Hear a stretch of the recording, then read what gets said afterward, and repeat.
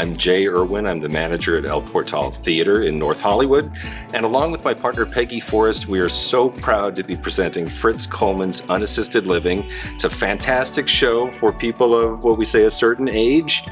It speaks to all aspects of our lives as we go through, maybe getting a little bit older, and he finds the funny side of it, but it's always the truthful, funny side of it. It speaks, it's almost like he's talking directly to you in your own living room here at the theater. It's a delightful experience. He's now working on his, I believe, 20th straight sold-out month here at the theater. That is a record for us.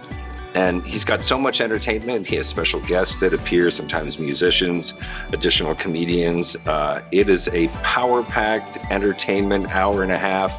Please come and join us for Fritz Coleman's Unassisted Living. When I first found out I was going to talk to you and I saw your platform for your show, I went, wait, Fritz Coleman? This is the weatherman. How did comedy come into this? I need to know the journey of.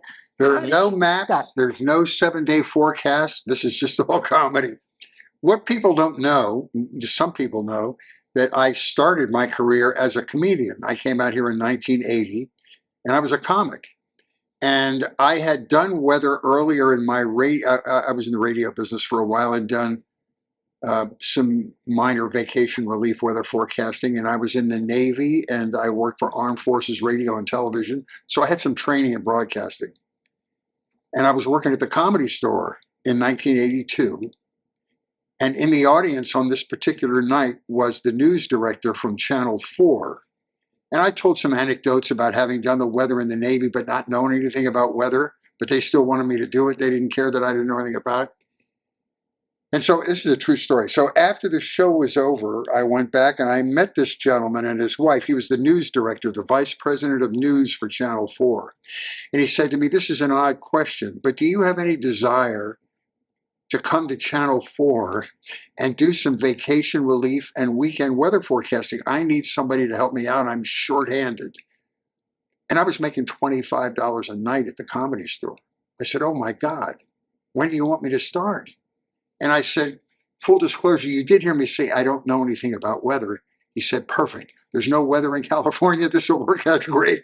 So I auditioned for the job, and I got the job of what they call the utility position, which is I did fill in for vacations and stuff. And I did that for 2 years. And then the main weatherman left to go over to work at CBS. And I was bumped up to the main job, and I worked there for 40 years before I retired. So my retirement from the weather just allows me to do this thing that I've always been in love with, which is to perform in front of a live audience. So how cool is that? So you go on for the first time, you're doing the weather. Did you even have in your mind like what you would be saying? Like how did you just open the set? Did you think, oh, I'm going to open it like this, I'm opening it that? Are you talking about the weather aspect? From the weather aspect, combining your comedy background. Yes. Well, they both helped one another. First of all, being on television helps you to get booked in clubs around town. And even when I was doing the weather, I was still doing comedy. I was doing 2 or 3 shows a week at the Improv and the Comedy Store and the Laugh Factory and the Ice House in Pasadena. So I never stopped doing it. But my club work and playing to drunks at midnight every night gave me a certain sense of confidence in being able to deal with all circumstances. So when I was on the news and something would go south on the newscast, there was nothing that would throw me. As a matter of fact, I looked forward to mistakes happening because I could, box my way out of it. And so one helped me to have confidence in my presentation, and the other helped me to, get my name out there so I could get booked in clubs. So while you were doing your weather work, you were still doing club things. Yes. When you had a moment to do that? My shows were the 5, 6, and 11 o'clock news on Channel 4. And if it was a tranquil night and there wasn't any real news to talk about, which was 85% of the time, I would leave work at 6:30 and I would have to be home, I have to be back at work by about 9:30. And after my children were old enough where I didn't have to come and put them to bed at night, I would go out, have a little dinner and do an early set at a club and then come back and do the 11 o'clock news and done. So I never stopped doing it. I got to do both. It was fun. How did you manage that schedule? Did you sleep? Was there any sleep? Oh, yeah. Oh, no. Listen, you go out and do 15-minute show at night, a comedy show, it's not that exhausting. And doing the weather was a breeze. It was just fun. The older I get, the more I appreciate the good luck I had. I mean, I had this wonderful job. I could give my children a stable home to grow up in for 40 years. I didn't have to go on the road as a mid-level comedian and do these very low-paying jobs in Cincinnati or somewhere. And unless you were a nationally known person, you didn't make any money. You would work 6 days a week and maybe make $600 a week and often have to pay for your own transportation. So I was so blessed to have this job as a weatherman that I could still perform, but it kept me off the road. I could be home with my children. And I mean, I was the beneficiary of a lot of great luck. I really was. So I want to talk about this new show. Well, when I read about, I love the title, first of all, Unassisted Residency. It's great. Thank you. How did the title come about? Well, the name of my format for my comedy is what I've labeled a single topic monologue, and it goes back about 30 years. That is, I would write a show about one topic, an hour and a half show about one topic. My first one was about being a father and being divorced and raising my 2 kids. It was called It's Me, Dad. And I did that, and that became fairly successful. And as a matter of fact, public television, KCET, bought it, and they aired it on Father's Day 7 years in a row because it's about connecting with your children when things haven't been perfect. My next one was called The Reception. It was about divorce. My third one was about the news. It was called Tonight at 11. My fourth show was my first one about just noticing that I'm getting old. So I called Defying Gravity. And this one is called Unassisted Living, which is about me just reflecting on what it's like to be old, going through the pandemic as a grandparent, the changes in your body, the changes in your life, your changes in your aspect about being alive. And it's just all relatable, common experiences of getting old. And I'm having a blast because I've found that people in my demographic, baby boomers and slightly older, don't have a lot of product directed at them, particularly stand-up. There's a lot of great stand-up on Netflix and, you know, Dave Chappelle and Chris Rock, and they're wonderful, but there's nobody that's really sort of paying attention to an older thing. And that's been my hook. That's made it easy to sell because it's comedy for people of a certain age. You know, it's interesting you said that. I have a friend of mine, I think she's maybe 65, 67, I think.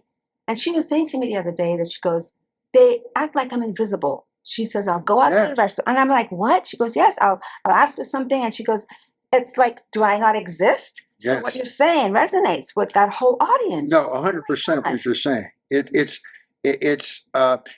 the irony is that the baby boom generation, because of the way economics are now in Gen X, and they're all living back with their parents because they can't afford to live in a house, the baby boom generation has more expendable capital to come out for live entertainment and to purchase products that are advertised on TV, yet they're, as you said, they're paid attention to less than they should be. So that's kind of the market I've tapped into, and it seems to be working. We've been here for a year and a half, doing a show once a month, and we're going to keep on. Well, I like that what you said, you're sharing life stories, but I think you're also giving hope, because I think a lot of people at a certain age, they get to this place where they don't recognize they have value. And I think what you're doing is letting them see, hey, I might be 50, 60, 70, but I have value. And I could pick up that book and start writing. And I could start maybe doing the things I thought I couldn't do 25 years ago. You said it beautifully. I end my show with a couple of points about being grateful. The older I am, the more grateful I've become, and how lucky I've been in my career, in my relationships. And your life doesn't end. And I talk about that. I get real personal about it. I said, people think when you get old, your sex life ends, all that stuff. I talk all about it. You have to come to the show. Come to the show and bring your friend who feels like they're being dismissed, and you'll like it. Well, I think it's a great show for the demographics you mentioned, But I also think it's a great show for the young people. Yes. Well, it is. I always say it's a cautionary tale for anybody who doesn't have a Medicare card first. I say this is a cautionary tale for you. This is what it's going to be like. But it's all about attitude. It's all about how you approach it. And I want young people to hear about this. I want them to come and see it, because you can learn so much from people as we move forward in life. Yes. And I think today everything is moving so fast. Technology is so fast. Everything's. That's such a good point.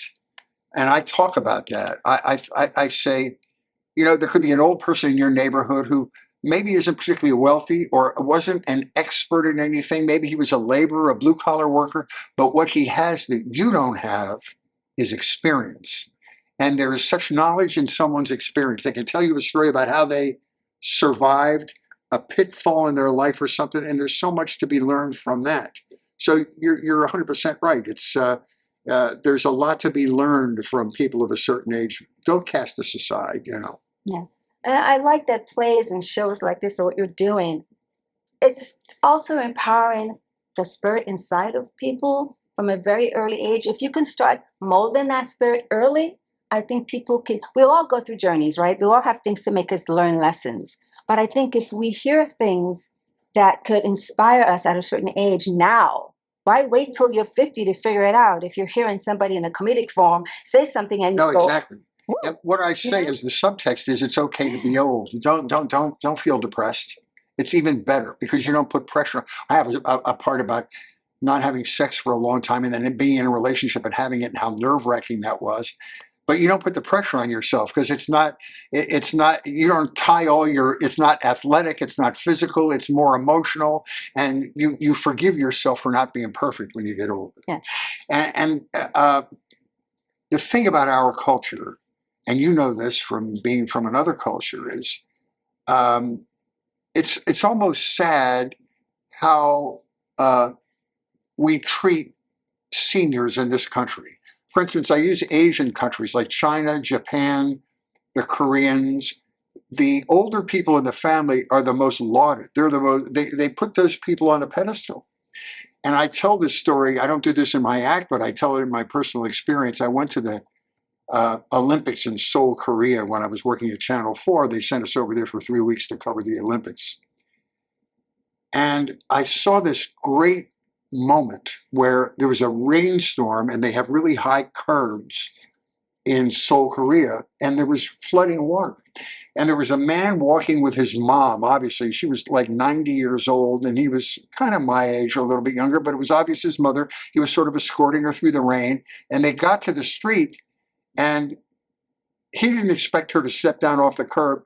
She put her arms up over the shoulders of her son, and he carried her across the street through the water and put her gently on the other side of the street. And it took my breath away. I thought, wow, you could drive across the United States and not see a scene similar to that in the United States. So we as you mentioned, we cast off the elderly very easily in this country, which makes me very sad. Yeah. And I feel like growing up in the Caribbean, it was like you said, we respected anybody that was older. We said good evening, good morning. There was always that respect. Yes. And what was more important, we helped our elderly. Like we wouldn't put them out somewhere else. We wouldn't put them in a home. We made it happen. Yes. And when I got to America, I felt that people were so obsessed with age. Like they would ask their age. And this is something you don't do in the Caribbean. You never ask someone how old they are. No. It was very impolite to do that. It was disrespectful. Yeah. And here it's like, why would you need to know that? I think it's a product of our consumer society. It's like we chew them up and spit them out like we do with other products. You know what I mean? Well, you're past your working age now. You're not of any value to society. You go over here to the retirement community and we'll see you at the holiday or something like that. And there's so much value you can learn from others as they grow older. We can tell you about mistakes. You don't have to listen to it, but at least you remember, oh, you know, Joy said this or Fritz said that. Oh, I can remember that. And at least be respectful. Right. You know. So you've done so much. Doing this particular program and this show for so long, what are you learning now about yourself? Because I think we're always learning no matter what. What are you learning right now about your journey doing this? Well, I've put one of my fears aside, which was, can I still be productive at my age? I'm in my mid-70s. Can I still be productive at my age? And yes, I'm as creative as as a writer. I mean, 50% of the joy I get out of performing is the writing of the material, the creating of the material. And so when you find out you can still do it, if you're disciplined about it, you can be as productive and as imaginative, and you can be even more brave because you have less to lose when you're old. So that's been a great joy for me to realize that you don't have to close the door on yourself. Just, this sort of imaginary thing of 65, anything beyond that is a waste. It's not like that at all. Plus, medically, we're able to live longer lives now because of medical science. And so the fact that you can stay creative and have a productive life is wonderful. I think it's all about attitude. I think the longevity of your life has a lot to do with your attitude and how you approach it, and how you give yourself moments of joy and just relax and experience it. Yeah, and I like the fact that your show is sending a message. It's about community. It's about caring about each other, regardless of your political leanings or your spiritual leanings. At the core, are you human? Are you kind? Are you loving? Exactly. It's about, my show is explaining the common experience of aging, physical, emotional, familial, community, what makes us the same, which goes counter to everything we're experiencing as a society these days. The politics are divisive. Our social interactions are divisive. And this is just an hour to be together and put all that other stuff out of your mind, the voting. And I'm reminding you what you have in common with a person you might not know, but you're sitting next to, as opposed to telling you what separates you, which is what the news does every day ad nauseum. So you're right. It's just, I think that's the comedian's responsibility these days. It's never been more important for us. It's kind of it's a salve on your soul to make you feel better. Yeah, I'm a big believer in never looking back too much, but looking back at the things you need to remember and just, move forward, but not marinate in that, right? But I think sometimes you have to remember how you were as a kid, right? Mm-hmm. So how were you when you were a kid? Do you think about, oh my God, when I was 7, I was 9, I was like this. Do you think about those moments? I think about them all the time. I think if we drill down in our subconscious, everything we are today is rooted in what we were when we were young, what we looked for. I was an only child. So I would seek constant attention from my parents, having no siblings to pay attention to me. And I would do that with laughter and sort of being entertaining within the family. And that just kind of grew into a career after a while. So yes, you do that. And I also look back, and it helps me to reflect on how lucky I've been at where this path has taken me. I mean, I had a steady job for 40 years, which is unbelievable, particularly in broadcasting, you know this. And I had all these amazing experiences. I got to travel to many different countries in the world with my job. And I went to my 55th high school reunion. What? Yeah, crazy. And I went back to my hometown, and I ran into people who literally go to the same restaurants and the same nightclubs that they went to since they were born in this community, because they just got sort of caged into this environment. And I thought, no matter what I did with my life, at least I had some experience. I went out and tried, and I experienced a little of the world. And it makes you feel better about who you are when you go back there and see people who are stuck in this pattern. And it's sad because sometimes your mindsets don't get to grow. You have to experience and grow. And your mind is the most treasured, the most amazing thing you have. Mm-hmm. And if you're not expanding that and watching and listen, and I'm thinking today what I'm seeing more and more, especially with the young people, or even, I shouldn't say just young people are losing their concept of critical thinking. They're not thinking critically anymore. And we need to read more. We need to look at things and dissect it. And you're not doing that as much. Yeah. So I have grandchildren. And I'm so thankful that I've been able to, so far, prove to them the value of reading.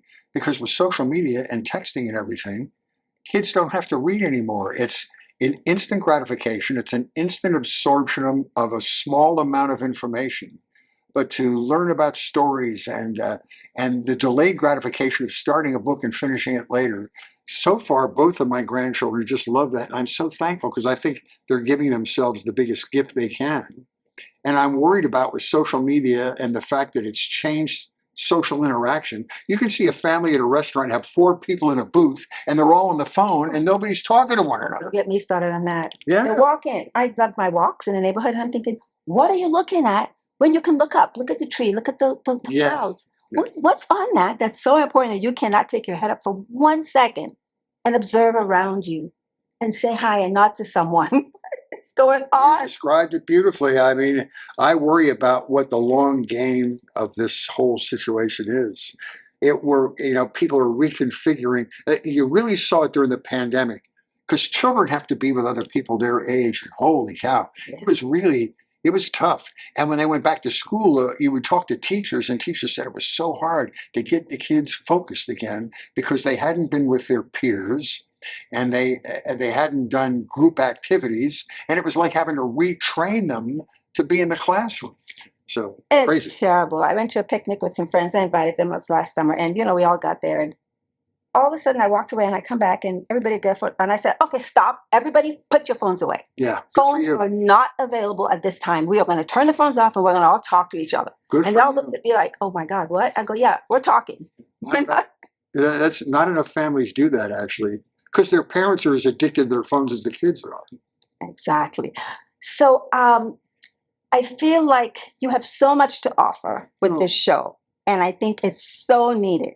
And it seems that you've been doing amazing with bringing people in, but I want to make sure we bring more people in. Well, I appreciate your help. I really do. So go ahead. I'll give you sort of what we're doing here. Yes, I need to know what you're doing and how they get involved and what do they need to do. What are the shows?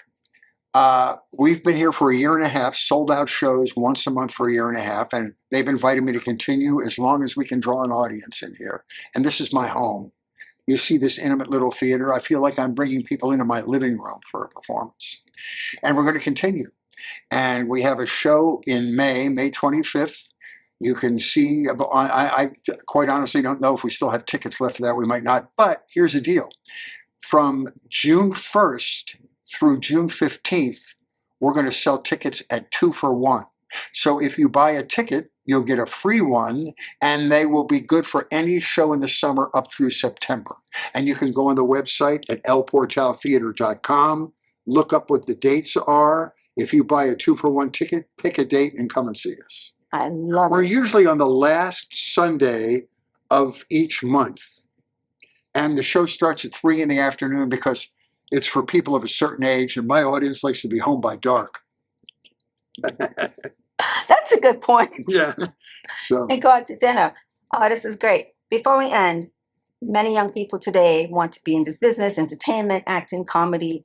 What kind of, I want to say, I hate to use a word like advice, but what's your thought and things that you might want to say to them that would offer them some guidance and hope, some patience, whatever that means? What would you like to say? Don't let anyone tell you no. If you know in your soul that you're pursuing something that is your passion, then you do it. And if you get rejected from one person, present yourself to another person. And realize that any good craft, any good art form doesn't come immediately. It's muscle memory. Being a comedian comedy is an art form, but it's also a craft. Learning to perform, not be intimidated by bad circumstances, learning how to surf on good circumstances, takes a long time. So stick to it, but if it's your passion, don't let anyone tell you no, and don't be afraid to take a chance. Don't be afraid to take a chance. I came out to California from Philadelphia, which was my hometown, to pursue comedy. One night I'm in the comedy store and this man from Channel 4 offers me a job. Now, the only thing I brought to that mix was I wasn't afraid to try what he was offering me. You know, some people might sit and chew on that and say, oh, what am I going to do? I don't know. I wasn't afraid to try, and it turned out to be a spectacular career. It gave me a stable life in which to raise my children, and it turned out to be a spectacular career choice. And I hadn't set out to do that, but I wasn't afraid to try. So just don't be afraid to try. That is very good advice. That was a long answer to your question. But you good advice and you took a chance, and that's what matters. So social media, so people can follow you. Yes. I would say I'm more active on Facebook at Fritz Coleman, and also on Twitter, The Real Fritz Coleman. And then you can communicate with me via the El Portal Theater website, elportaltheater.com. I have my own website called fritzcolemancomedy.com. You'll see a little of my background stuff, previous videos that I've done, little snippets. And I come and see a show. This is what they call an equity waiver house. It's 99 seats. And so I can, after the show, meet every person. I'll be glad to give you a hug or shake your hand and thank you for coming personally.